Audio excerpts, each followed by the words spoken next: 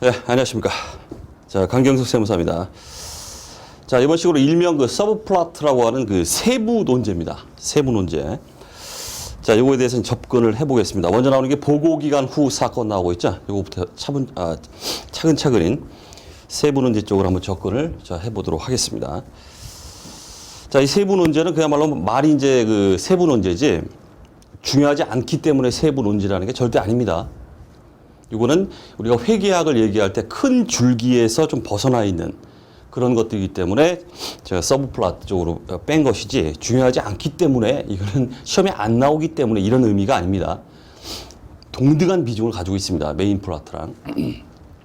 자, 보시기 전에 자, 여러분들이 역시 이제 공부를 진행함에 있어서 제 경험상 수많은 수험생들이 맨땅에 헤딩을 하고 있다. 삽질을 하고 있다. 자, 그런 분들이 상당히 꽤 있기 때문에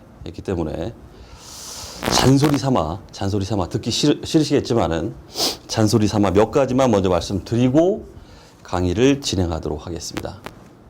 자, 일명 우리 그 마음가짐이라고 하면 제가 한번 써보겠습니다. 정신자세.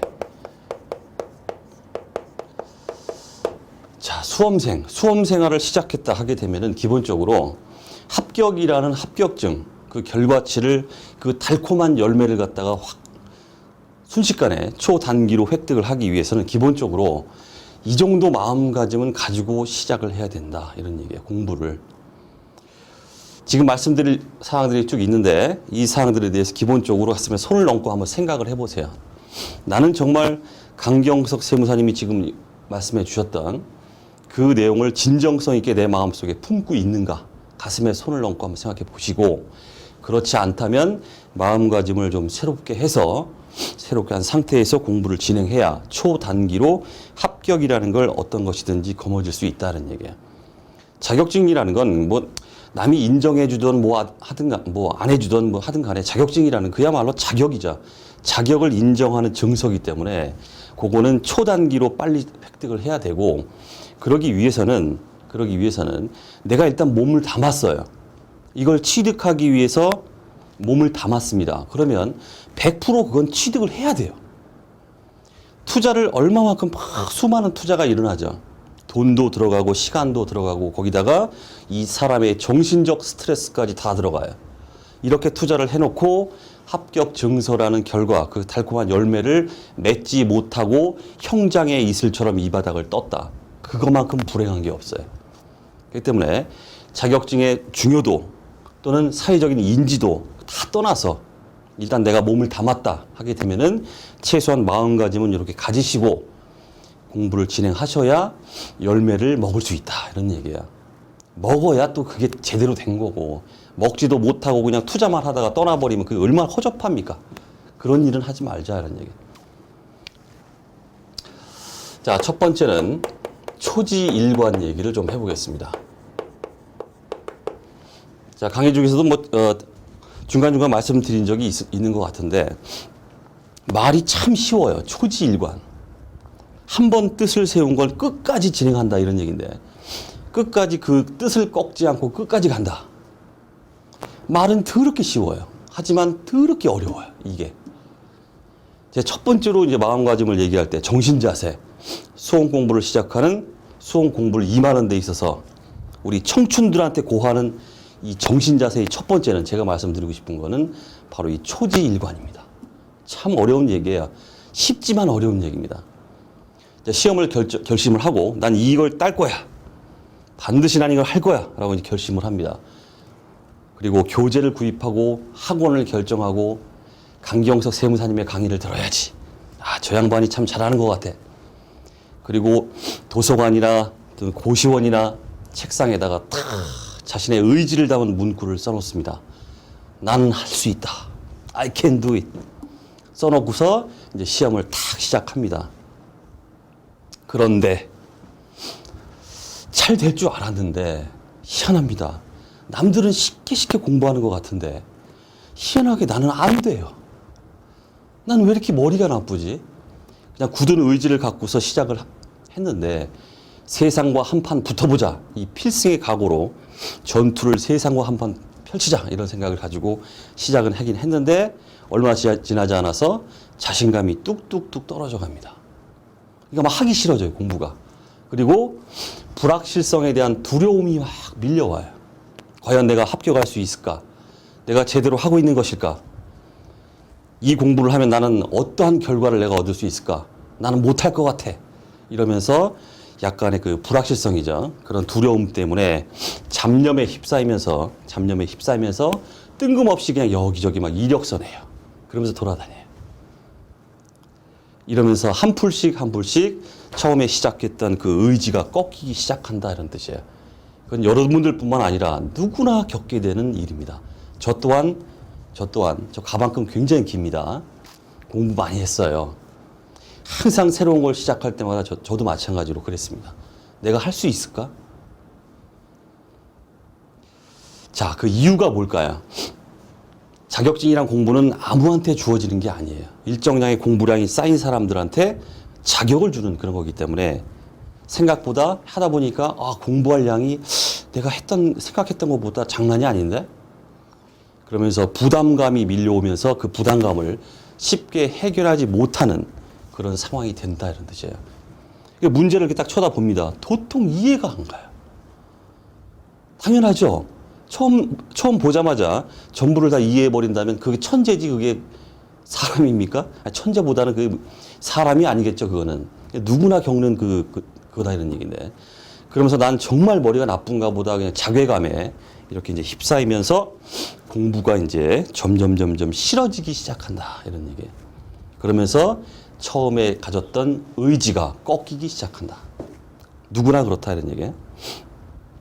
하지만 우리는 이거를 명심해야 돼요, 여러분들은.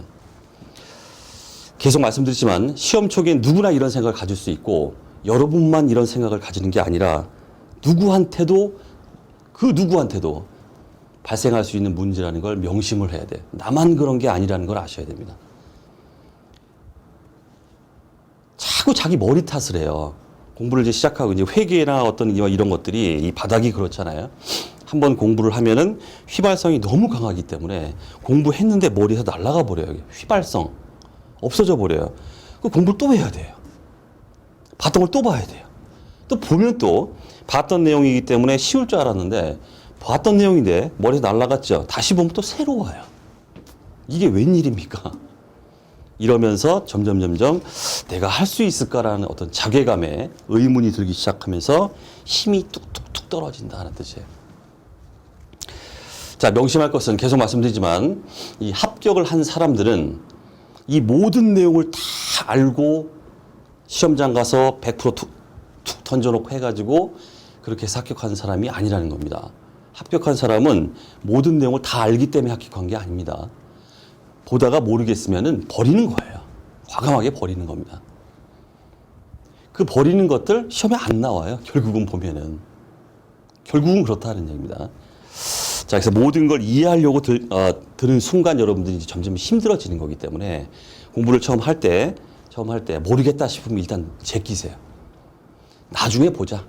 지금은 일단 2보 전진을 위한 1보 후퇴다. 이렇게 생각하고 모르겠다 싶으면 제끼세요. 그게 마음이 편해요. 이거 이해 못하면 난 전진 못해. 이런 마음을 가져버리면 한 발자국도 못 나가요. 그리고 계속 자기를 막 꾸짖어요. 이 머리 나쁜 놈 이것도 모르니 남들은 다 쉽게 공부하고 다 알고 있는 것 같은 나만 모르는 것 같은 이런 생각을 하면서 막 하게 됩니다. 자, 그래서 시험을 여러분 이제 딱 이제 발을 들여놓는 그날 그 다짐이 이제 점점 시들해져 갑니다. 그리고 이제 하루에도 10번, 20번 막 포기하고 싶어져요. 때리칠까 말까? 딴 거 할까? 딴 거 뭐가 있을까? 이렇게 되면서 이게 이제 헛지랄이다 이런 얘기인데 여기서부터 이제 뒤틀리기 시작한다는 얘기입니다. 그렇기 때문에 말씀드리고 싶은 거는 여러분들이 10번, 20번 하루에 포기하고 싶어 할 때 다른 사람들은 100번, 200번 포기하고 싶어 한다는 사실을 아셔야 돼요. 나는 왜 이렇게 머리가 나쁘지 그러면서 벽에 막 10번 지쳤다. 대가리를 10번 지쳤다. 다른 사람들은 벽에 100번 지치고 있다. 이걸 아셔야 돼요. 나만 그런 게 아니다. 여기서부터 여러분들은 출발점을 가지셔야 됩니다. 이 공부 자체가 성격이 그렇기 때문에 그래요. 처음엔 너무 힘들기 때문에. 쭉 이제 지금까지 진행해 오셨는데 이게 잘 되고 있는 거냐 안 되고 있냐 그 감도 없고 자, 그 감은 언제 생기냐면 이 회기라는 어떤 요 바닥에 그 감은 전체를 조망하고 난 후에 생겨요. 각계 전투로 딱딱딱딱 끊어 진행 중일 때는 의심이 들어요. 내가 제대로 하고 있는 거냐? 봤던 게 또 머릿속에 하얘지고 또 까매지고 아무것도 없는 것 같고 하지만 차분하게 진행시키세요. 알든 모르든 모르는 건 제끼고 전체적인 숲을 갖다가 전체 내용이죠. 전체를 딱 조망한 후에 가서 다시 한번 보기 시작하면 그때부터는 내가 제대로 공부를 한 거였구나라는 게 착착착 들어오고 하나하나 이렇게 쌓여가는 느낌이 이제 들기 시작합니다. 그러니까 처음엔 그게 안 느껴집니다. 이게 일반적으로. 그렇기 때문에 절대로 처음에 세웠던 이 뜻이죠. 뜻을 꺾지 말라. 성공한 사람들은 흔한 말이지만 어떻습니까? 쓰러진 적이 없는 게 아닙니다. 성공한 사람은 어떻다고 그래요? 쓰러졌다가 다시 일어난 사람이 성공한 사람이에요. 흔한 말이잖아요, 이게. 자, 그래서 쓰러지고 싶은 날이 있더라도 다시 일어나서 앞을 향해서 열심히 달려라. 그리고 나만 그런 게 아니라는 사실을 반드시 명심해라. 그렇게 말씀드리시고 마음을 겸손하게 가지고 수험 생활에 임하면서 차분하게 진행을 시켜봐라. 이런 얘기예요. 절대 처음에 세운 그 뜻을 꺾지 말자. 이런 얘기를 먼저 하고 싶고요. 자, 두 번째.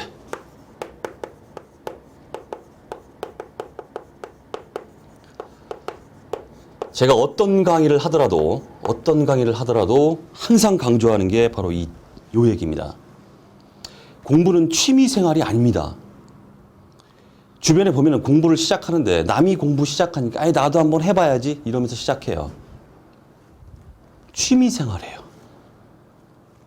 우리 일반적으로 떨어지는 사람들의 대표적인 특징이 뭐냐면 바로 이거예요. 취미 생활이에요. 자격증을 따기 위해서 공부하는 게 아니라 할 일 없으니까 무의도식하게 뭐 하잖아요? 공부라는 걸 한답시고 공부를 해요. 이러고 있어요. 이런 사람들 굉장히 많습니다. 정말 안타까워요. 제가 이 바닥에 몸담은 지가 10년이 넘어가는데 수많은 수험생을 봤습니다. 취미생활하는 수험생들 어마어마하게 많아요. 그리고 어디 가서 얘기해요. 나 공부한다 이런 식으로. 이런 자격증 공부하고 있다. 아, 공부하는 게 무슨 자랑이에요? 까놓고 얘기해서. 자, 그 다음에 이런 취미생활하는 사람들의 특징이죠. 뭐냐면은 누구 탓을 해요. 여러분들 한번 마음에 한번 손을 얹고 한번 생각을 해보십시오. 제일 먼저 하게 되는 건 뭐냐면 교재 탓을 해요. 아, 교재 정말 허접이네. 아니 그 수험생 입장에서 수험생이 알면 얼마나 한다고 교재 탓을 합니까? 교재를 쓸 정도의 저자면 어떻습니까? 어마어마하게 공부한 사람이에요. 교재 탓을 합니다. 그러다가 어떻게 합니까? 교재를 바꿔요. 아유 재미없어. 이제 좀 식상해. 다른 책 없나? 그러면서 쎄빠시 책이 이제 나왔어요. 아주 요상한 또 책이 되게 새 책이 나오면은 그걸 또 이렇게 사요. 봅니다. 몇 장 안 봐요. 또 다른 책 없나? 이렇게. 아주 이 취미 생활하는 사람들의 특징이 뭐냐면 책을 모으는 게 취미예요. 2012년도판, 13년도판, 14년도판, 15년, 16년, 17년 책이 막 자기 키처럼 막 쌓여갑니다. 골 때리는 거 뭐냐면 책이 많아지는 걸 보면서 자기 스스로 또 기뻐해요. 와, 책이 많아지네. 책이 많다. 기가 막힐 노릇입니다. 문제는 뭐겠습니까? 다 좋습니다. 다 좋은데 뭐예요? 왜 이런 쓸데없는 투자를 하면서 사느냐 이런 뜻입니다. 투자 안 해도 돼요. 그 책 안 사도 돼요. 왜 돈을 지출하고 공부한다는 이유로 왜 다른 사람을 괴롭히고 이렇게 하느냐 이런 얘기예요. 취미생활 할 거면 당장에 집어쳐라. 그런 사람들이 너무나 많더라 이런 얘기예요. 강의를 보면서 칠판을 다 보면서 그 강의 내용에 집중하고 무엇을 난 이번 시간에 얻어야 되는가 거기에 신경을 써야 되는데 이렇게 취미생활하는 사람들의 특징 보면 강세무사 눈이 막 새우는 눈에다가 비호감이야 이런 것만 보고 있어요. 기가 막힙니다. 그러나 모든 책에는 계속 말씀드렸죠. 합격에 필요한 120%가 다 들어 있습니다. 그냥 하나만 주구장창 완전히 너덜너덜해질 때까지 3독, 4독, 5독 해야 되는 거예요. 취미 생활을 하게 되면은 그런 식으로 계속 책 모으는 취미에 걸리게 된다. 이렇게 하게 되면 쓸데없는 투자가 일어나게 되고 주위에 있는 사람을 괴롭히게 된다. 취미 생활이 되면 절대 안 된다. 수험 생활은. 자, 그러다 보니까 세 번째. 수험 생활은 반드시 제가 자주 하는 말이죠, 또. 간절함이 있어야 된다. 따고 싶다. 저건 내 거가 되어야만 돼. 라고 아주 그냥 마음속에 간절함이 있어야 돼요. 난 저걸 너무나 따고 싶어. 대한민국 모든 인간들이 내가 공부하는 이 자격증을 인정해 주거나 안 해주건 간에 내가 일단 몸을 담았습니다. 내 거로 만들어 버릴 거야라는 이런 간절함이 있어야 된다, 이런 뜻이에요. 자, 일반적으로 공부를 하자. 에이스가 될 것이냐, 잔챙이가 될 것이냐, 이 차이를 발생시키는 것은 바로 이 사람의 간절함에서 차이가 발생돼요. 저는 그렇게 봅니다. 간절함이 크면 에이스가 되는 거예요. 간절함이 떨어지면 잔챙이로 남고 끝나는 거예요. 자, 그 말씀을 좀 드리고 싶고, 그 다음, 나 간절해. 그냥 따고 싶어. 이 정도가 되면 안 돼요, 또. 저는 이거 갖다가 간절함에 100제곱, 100승은 돼야 된다. 이렇게 말합니다. 간절해. 이 정도로는 안 돼요. 뭔가 세상을 바꾸고 뭔가를 이뤄내기 위해서는 눈 딱 떴을 때 뭔가 합격증 이게 보이기 위해서는 간절해. 이 정도로는 안 돼요. 간절함에 100승은 돼야 돼요. 그 정도로 간절해야 돼요. 자, 이렇게 간절함에 100승이 돼버리면 공부하는 자세 자체가 달라져요. 너무나 많은 케이스를 제가 봐요. 야, 쟤는 정말 간절하구나. 쟤는 무조건 된다. 그것도 초단기에. 딱 보니까 공부를 하는 것 같은데 간절함이 없어요. 눈이 여기 갔다가 저기 갔다가 여기 갔다가. 왜? 마음속에 불확실성에 대한 두려움이 있기 때문에 그래요. 이것도 해볼까 저것도 해볼까. 그러니까 뭐 하나를 정해놓고 간절하지는 못해요. 그러면 아무것도 안 돼요. 아무것도. 그런 사람들을 너무 많이 봤습니다. 반드시 공부를 함에 있어서는 간절함이라는 마음가짐을 반드시, 그것도 100승 정도는 가지고 시작해야 된다 말씀드리고,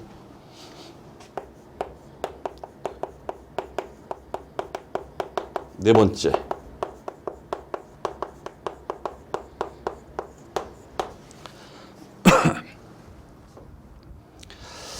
자, 공부는 책을 보면 여러분들 아시겠죠? 1부터 100까지가 쭉 내용이 있다고 해보세요. 그러면 제가 강의 중에 항상 쓰레기다, 버려라, 참고해라 이런 것들이 있었죠? 그런 것들이 거의 한 40% 이상은 돼요, 책에. 그런 건 시험에 안 나와요. 읽을 거리예요, 읽을 거리. 제반 기초 베이스에 그냥 읽고 넘어가는 거예요.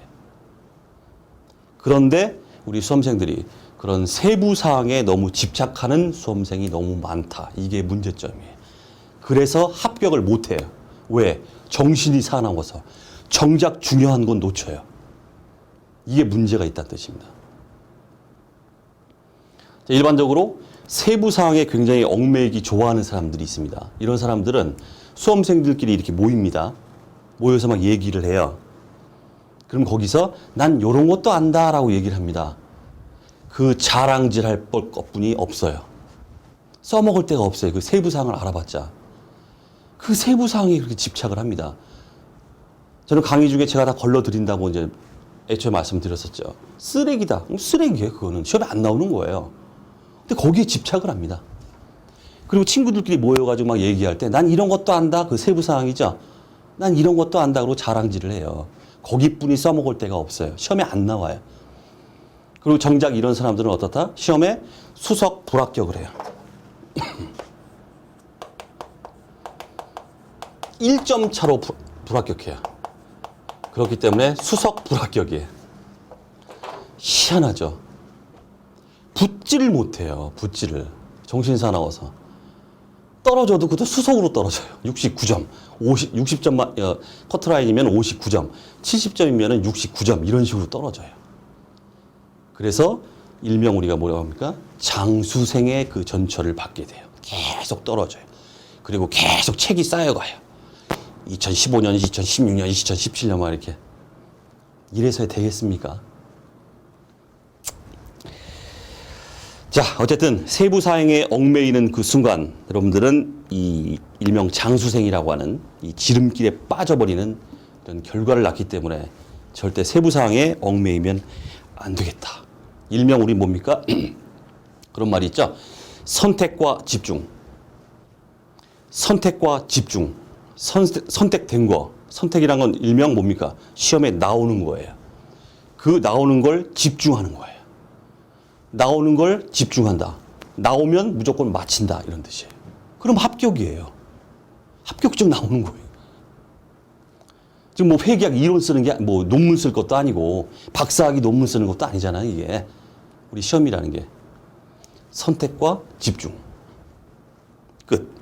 그렇게 하는 겁니다. 공부는. 자, 그 다음에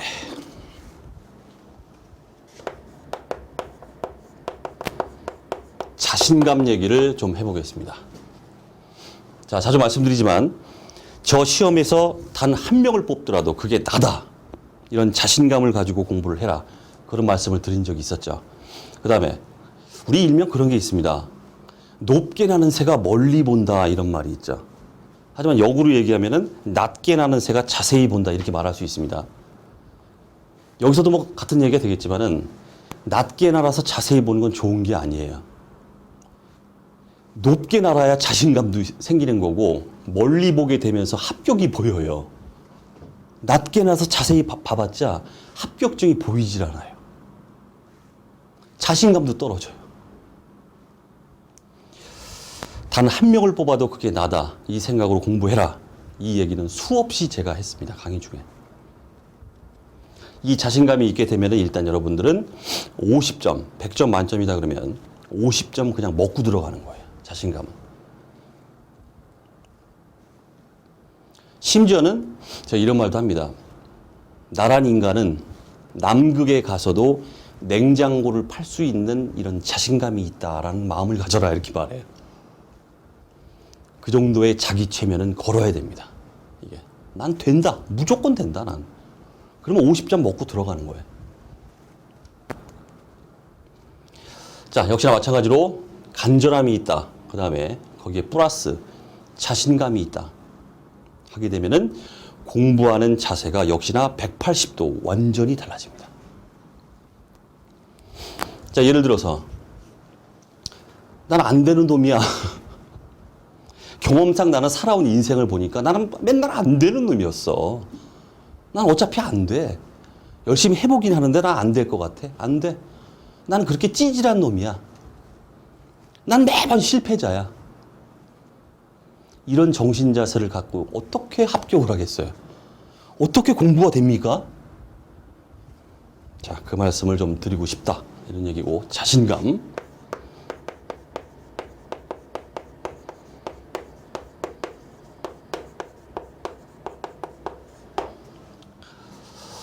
자, 그 다음에 공부를 진행함에 있어서 이 슬럼프라는 건 누구한테나 찾아옵니다. 누구한테나 옵니다. 이 슬럼프는. 하지만 이 슬럼프가 왔을 때 이걸 극복하지 못한다 하게 되면 공부 못하는 거예요.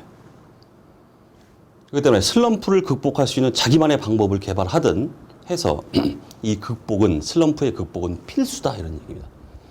공부를 진행하다 보면은 어느 날 갑자기 책에 있는 글자 하나하나가 정말 바퀴벌레 같은 순간이 와요.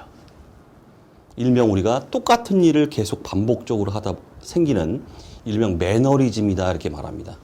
누구나 이게 와요. 불청객이에요 정말. 그래서 자기만의 어떤 방법을 개발해서 정말 공부 더럽게 안 된다. 왜 이렇게 집중을 할 수가 없지? 왜 이러지? 왜 전부 이렇게 바퀴벌레 같지? 이런 순간이 오게 되면은 자신만의 방법을 개발해서 이 슬럼프를 극복을 반드시 해야 된다. 그리고 다시 원점에서 다시 공부를 차근차근 진행시켜야 된다. 이런 얘기예요. 제 개인적으로 이 슬럼프 방법이죠. 극복 방법. 요거에 대한 제 개인적인 얘기입니다. 여러분과 다를 수 있어요. 세 가지만 제가 제시를 좀 해보겠습니다. 자, 첫 번째는 저는 그러고 싶어요. 이런 말을 좀 드리고 싶은데 잠을 자라. 그냥 다 잊어버리고 이불 뒤집어 쓰고 24시간이 됐든 36시간이 됐든 그냥 푹 주무세요. 아무 생각하지 말고 푹 주무세요. 뭐 수면제를 먹으라 이런 말은 그런데 그 방법 중에 하나가 이제 우리 한약방에 가면은 산조인이라는 그 한약이 있습니다. 그거는 그 일반 그 양약 그 수면제하고는 좀 다릅니다. 먹으면은 그것도 뜨거운 물에 데펴가지고 차로 인지게 마시는 건데 이걸 먹으면은 잠을 푹 자요. 잠을 푹 자고 일어나면 희한하죠. 언제 그랬냐는 듯이 정신이 맑아져요. 아, 다시 한번 시작해보자. 아자아자. 이런 생각이 듭니다. 잠자고 일어나면 희한합니다. 자, 그래서 잠을 한번 푹 잡아라. 이런 얘기예요. 다만 뭐다? 반드시 깨어나야 돼요. 안 깨어나면 안 됩니다. 큰일 납니다. 자, 두 번째는 물론 지금 말씀드린 건 제 방법입니다. 여러분들도 이제 스스로 방법이 있으시면 그걸 하시는 거고. 자, 이제 두 번째는 그 재래시장인데, 저 같은 경우는 제가 일산 쪽에 살기 때문에 좀 이제 나가면은 그 수색이라는 데가 있어요. 거기 가면 이제 모래내 시장이라는 재래시장이 있는데, 거기를 한번 이렇게 마음이 좀 그렇다. 이렇게 슬럼프가 왔을 때 한번 이렇게 쭉 돌아봅니다. 돌아보면은 거기서 뭐 돈 1,000원짜리 진짜 깻잎 팔고 있는 할머니도 있고 막 그래요. 그런 분들 그냥 또 옷 같은 거 막 난리 부르스를 치면서 그냥 그거 몇천 원짜리 팔려고 막 이러시는 분들이 있어요. 먹을 거 좋아하시는 분들은 먹을 것도 좀 먹어가면서 이렇게 한번 쑥 돌아보는 식으로. 요즘에 그 현대판은 그냥 무슨 뭐 홈플러스 막 이런 데 말고 그 재래시장 있죠? 그런 다음에 쭉 한번 들어보세요. 야, 그러면 돈 1,000원 한 장 그것 때문에 저러고 있는 걸 그 옷을 이렇게 보면은 내가 이까짓 거 공부한답시고서 이렇게 허접떨어가면서 뭐 슬럼프 해가면서 뭐 인생이 괴롭네 이러면서 이게 얼마나 사치스러운 일인가를 느끼게 돼요. 그러면서 집에 딱 돌아왔을 때 아휴 공부하자 이런 생각이 들더라 이런 얘기예요. 또 하나는 여러분들 뭐 요즘 뭐 마이카 시대니까 여러분들 뭐 차 있으신 분도 있을 거고 차가 없으면 뭐 상관없고 한번 동해안 앞바다나 이런 쪽으로 해서 기차를 타든 고속버스를 타든 해서 한번 여행을 한번 떠나봐라 이런 얘기예요. 참 희한한 게 이 여행이 주는 어떤 인간의 정신적인 어떤 힐링은 장난이 아닙니다. 여행 갔다가 다 돌아오면은 어떻다? 아주 그냥 정신이 맑아지고 다시 뭔가 생활에 집중할 수 있는 이런 계기가 됩니다. 원동력이 돼요. 자, 그래서 그런 식으로 슬럼프를 극복해 주십사 이런 얘기고. 자, 다시 한번 말씀드리는데 잠을 자라고 그랬죠? 반드시 깨어나야 됩니다. 재래시장 가라고 그랬죠? 거기서 일하면 안 돼요. 여행 가라고 그랬죠? 반드시 돌아와야 됩니다. 자, 그걸 말씀드리고. 자, 그럼 마지막.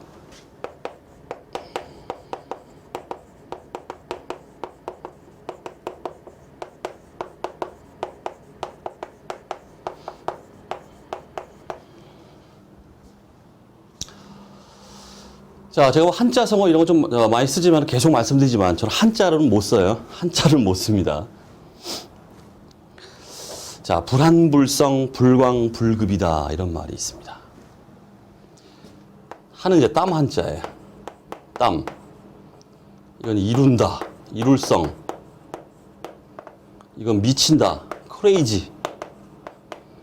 이건 얻는다. 자, 여러분들 충분히 해석이 되시죠? 해보세요. 땀 흘리지 않는 자 이루는 것이 없고 미치지 않는 자는 얻는 게 없다 이런 뜻입니다. 다시 땀 흘리지 않는 자 이루는 게 없고 미치지 않는 자는 얻는 게 없다. 따라서 어떻게 된다? 뭔가를 얻기 위해서는 우리는 어떻게 해야 돼요? 미쳐야 돼요.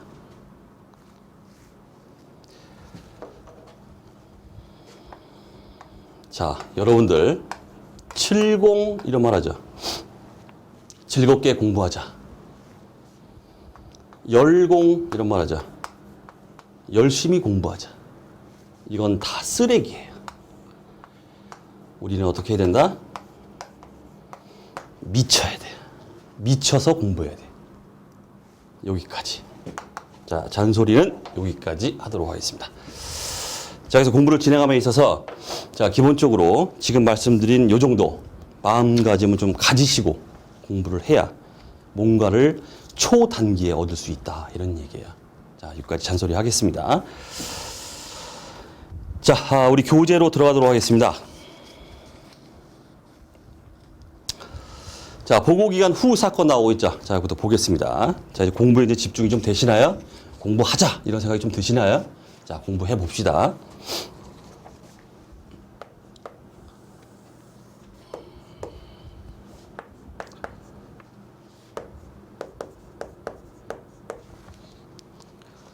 자, 보고기간 후 사건인데 12월 31일 보고기간 말. 자, 일명 재무제표 FS의 발행 승인일 이렇게 말해요.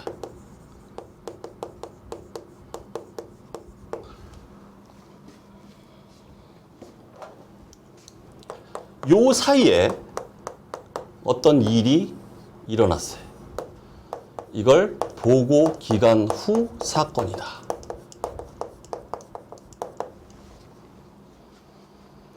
이 사건을 12월 31일 보고 기간 말이죠. 이때 작성된 재무제표, 이 사건의 영향을 반영해서 재무제표를 수정해야 되느냐 말아야 되느냐. 이게 바로 보고 기간 후 사건의 핵심 논제입니다. 됐죠? 자, 그럼 여러 가지 말이 나올 수 있는데 여기서 이건 뭡니까? 이 얘기가 나올 수 있겠죠? 자, 하나하나 좀 보도록 하겠습니다. 자, 보고기간 후 사건 정의가 나오고 있습니다. 보고기간 말과 재무제표 발행 승인일 사이에 사이죠? 요 사이에 발생한 유리하거나 불리한 사건이다. 이게 정의예요, 정의. 그러니까 유형을 보시면은 수정을 요하는 사건, 그 다음에 수정을 요하지 않는 사건이 나오고 있습니다. 수정 여부. 그죠? 어떤 사건이 있는데 그게 이제 핵심이다. 이런 얘기입니다. 자, 수정을 요하는 사건은 기본적으로 보고 기간 말 존재 상황에 대해 증거를 제공하는 사건이다. 이렇게 되어 있습니다. 일단 어떤 사건이 발생했는데 일단 뭡니까? 요 시점이죠. 보고 기간 말 시점에 어떤 상황이 존재하고 있었어야 돼요. 그 상황에 대해서 어떤 추가적인 증거가 나타날 때 이거를 수정한다 이런 얘기예요. 그렇기 때문에 밑에 수정을 요하지 않는 사건 보시면은 보고기간 후에 발생한 상황을 나타내는 사건이다. 그러니까 보고기간 말 시점에서는 존재했던 상황이 없어요. 그냥 단순히 이때만 뭔가 발생한 겁니다. 그러니까 아무것도 아니에요. 여기가 X1년이다 그러면 이거는 X2년 재무제표에 포함됩니다. X1년도 이때 수정은 되지 않는다 이런 뜻입니다. 당연한 얘기입니다. 자, 그 다음.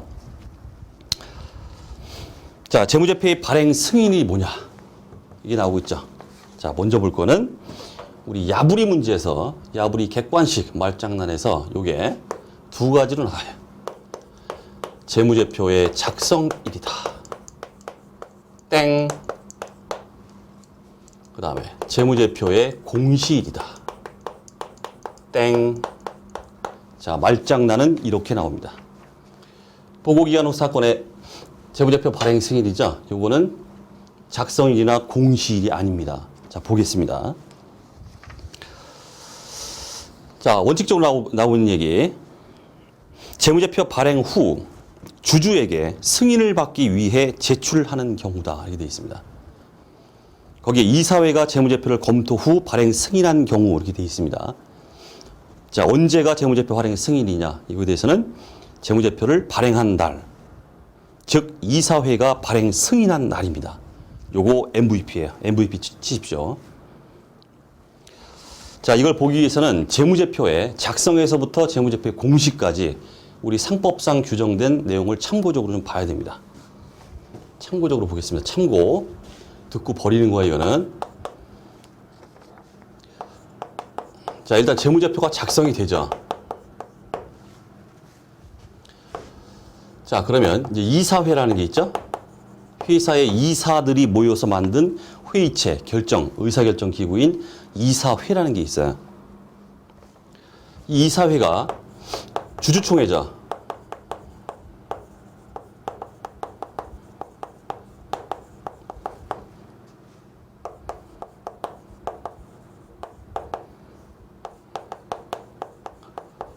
재무제표가 작성이 되면은 이사회가 이 재무제표를 갖다가 발행 승인을 합니다.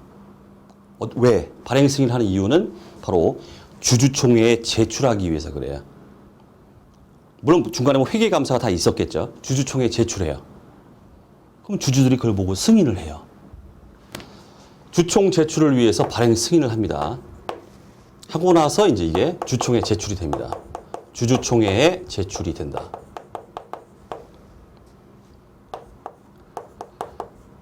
자, 그럼 주주총회에서 주주들이 이제 승인을 하겠죠? 오케이. 오케이. 드디어 감독기관, 금융감독원, 뭐 이런 식으로 감독기관에 이제 제출을 통해 가지고 공시가 됩니다. 요 절차야.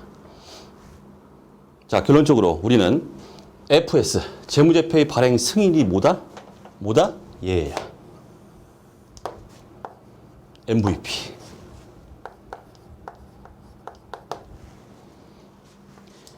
재무제표의 작성일, 이거 아닙니다.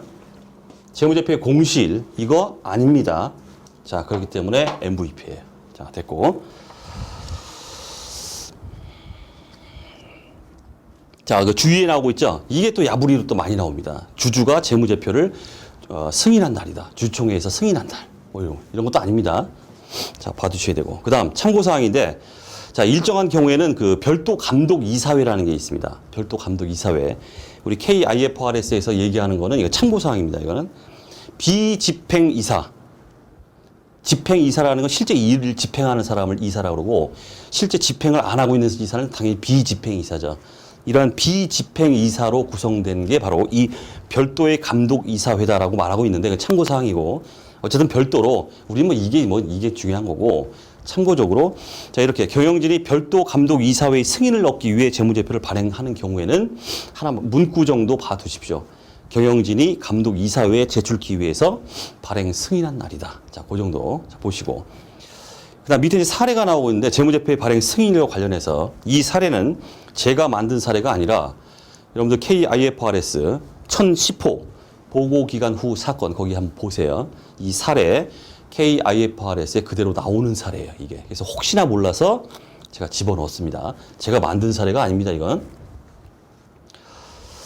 자, 2000X1년 12월 31일로 종료되는 회계연도에 재무제표와 관련된 일련의 사건들이다 해서 X2년 2월 28일, 다음 연도죠. 2월 28일에 이제 경영진이 2000X1년도 재무제표 초안을 완성했다. 작성됐습니다. 그 다음 3월 18일에 이사회는 동재무제표를 검토하고 발행하도록 승인했습니다. 결론적으로 뭐예요? 재무제표의 발행 승인은 언제입니까? 바로 이 3월 18일이에요. 요거. 그거 하려고 지금 이거 보는 거예요. 그 다음 3월 19일에 기업의 이익과 선별된 다른 재무 정보를 이제 발표가 됐고, 자, 이에 따라서 4월 1일 날 주주와 그 밖의 이용자가 재무제표를 이용할 수 있게 되었다. 그러니까 주주들이 이제 승인을 위한 그 검토를 위해서 열람할 수 있게 됐다, 이런 뜻이에요. 그다음 5월 15일에 가서 이제 드디어 정기 주주총회에서 해당 재무제표를 이제 승인을 했습니다. 승인. 그다음에 재무제표를 감독기관, 뭐 금융감독원 여기에 제출해가지고 공시가 됐다. 뭐 이런 얘기예요. 어쨌든 3월 18일이 바로 재무제표의 발행 승인이다.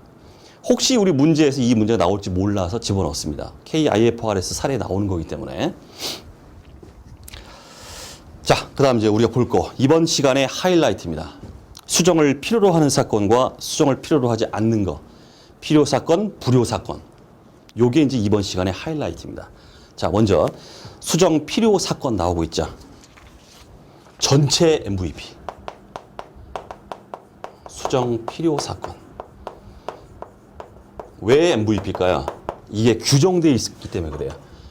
KIFRS에 이놈들이 수정을 필요로 하는 사건이다라고 이렇게 딱 못 박아서 규정돼 놨어요. 그렇기 때문에 이걸 반드시 반드시 이거는 숙지가 돼야 된다. 이런 얘기입니다. 물론 우리 IFRS에서는 제가 이렇게 키워드를 갖다 쭉 뽑아놨죠. 이 키워드가 있는 게 아니에요. 그냥 소설처럼 쭉 돼 있습니다. 그래서 여러분들은 키워드 중심으로 보세요. 첫 번째, 소송사건 확정. 키워드. 이 키워드 보이면 이건 필요 사건이에요. 수정 필요. 읽어보겠습니다. 자, 보고기간 말 보고기간 말 존재 현재 의무, 존재했던 현재 의무가 보고기간 후 소송사건 확정에 있어 확인되는 경우다. 고쳐라. 재무제표. 소송사건 확정 이걸 갖다 반영해서 고쳐라. 수정해라. 금액을 수정하든 또 인식하지 않은 항목은 뭐 새로 인식하든 이런 식으로 해라. 이런 얘기고. 두 번째. 손상의 발생과 수정. 자, 키워드 중심으로 잘 보십시오. 읽어봅니다. 보고기간 말에 이미 자산 손상이 발생되었음을 나타내는 정보를 보고기간 후에 입수하는 경우나 이미 손상 차손을 인식한 자산에 대하여 손상 차손 금액의 수정이 필요한 정보를 보고기간 후에 입수하는 경우에 고쳐라. 이런 얘기예요. 그 다음 그 예가 두 가지가 나오고 있죠. 이 예도 보셔야 됩니다. 보고기간 후에 키워드는 바로 매출처 파산이에요. 고쳐라. 이런 얘기예요. 자, 보고기간 후 매출처 파산은 보고기간 말에 매출 채권에 손실이 발생하였음을 확인하는 추가적인 정보이므로 장부 금액을 수정할 필요가 있다. 이렇게 되어 있습니다. 그러니까 뭘 고치는 겁니까? 전기 말에 대손 충당금을 수정하는 거예요.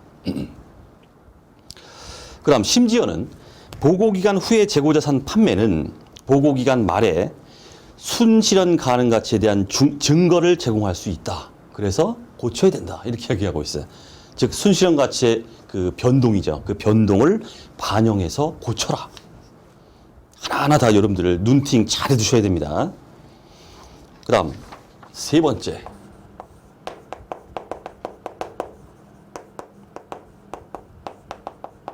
키워드. 자산 대가 등 결정.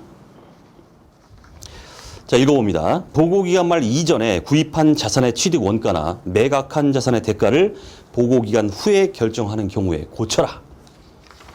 네 번째. 종업원 얘기인데. 키워드. 종업원 지급액 확정.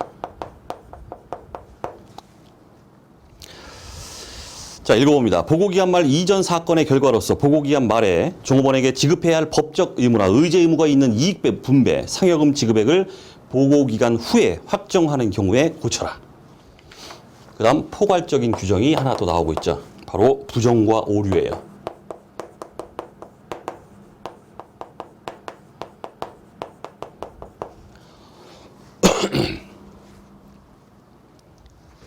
재무제표가 부정확하다는 것을 보여주는 부정이나 오류를 발견한 경우다 해서 굉장히 포괄적으로 규정하고 있어요.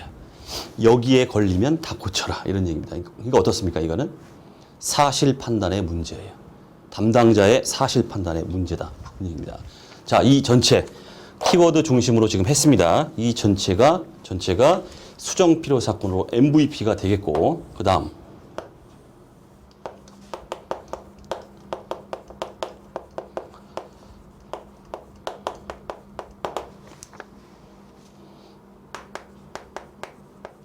자, 이거와 대별해서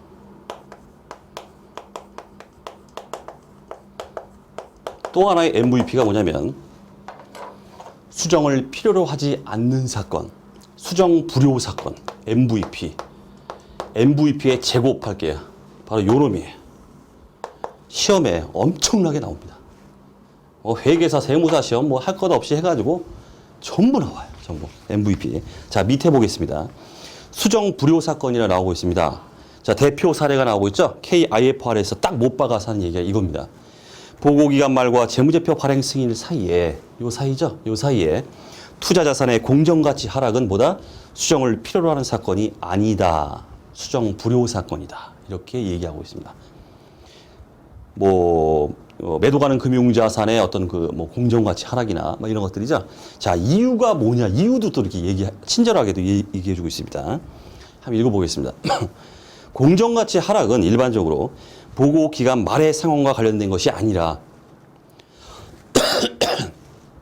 보고 기간 후에 발생한 상황이 반영된 것이므로 그 공정가치 하락이나 이런 게 있다 그러면은 여기가 X1년이라고 하면은 X1년이 아니라 X2년에서 반영하는 것이다. 이런 얘기예요. 얘기가.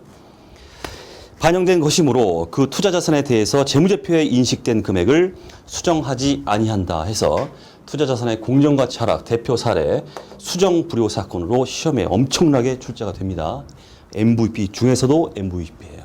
자, 됐습니다. 자, 그래서 기본적으로 이번 시간은 보고기간 후 사건 재무제표의 수정 여부에 대해서 한번 가볍게 검토를 해봤습니다. 자, 다음 시간에 또 강의를 이어가도록 하겠습니다. 예, 수고하셨습니다.